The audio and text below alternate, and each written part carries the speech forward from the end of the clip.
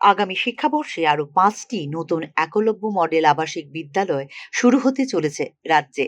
উল্লেখ করা যেতে পারে, কেবলমাত্র উপজাতি শিক্ষার্থীদের জন্য হলো একলব্য মডেল আবাসিক বিদ্যালয়। ত্রিপুরায় বর্তমানে একলব্য মডেল আবাসিক স্কুল চালু রয়েছে ৬টি। নতুনভাবে ৫টি একলব্য মডেল আবাসিক স্কুল চালু হলে রাজ্যে একলব্য মডেল আবাসিক স্কুল হবে মোট ১১টি। উত্তর পূর্ব রাজ্যগুলির জন্য ২১টি আবাসিক স্কুল অনুমোদন করেছে কেন্দ্রীয় সরকার। একলব্য মডেল আবাসিক স্কুল স্থাপনের আনুমানিক ব্যয় হয়েছে প্রায় ৪৮ কোটি টাকা। নতুন মোট ২১টি অনুমোদিত স্কুলের মধ্যে ত্রিপুরায় ৫টি স্কুলের নির্মাণ কাজ সম্পন্ন হয়েছে ইতিমধ্যেই।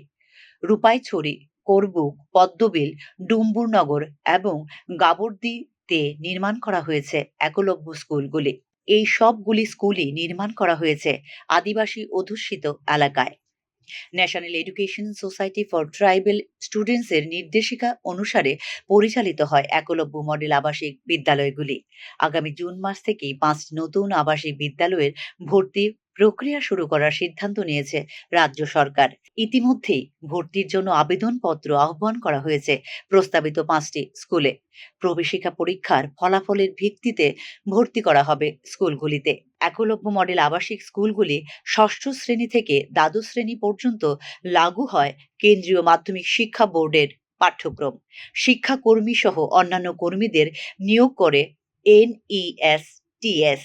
৪৮০ জন শিক্ষার্থী ভর্তির ক্ষমতা রয়েছে একলব্য মডেল আবাসিক বিদ্যালয়গুলিতে।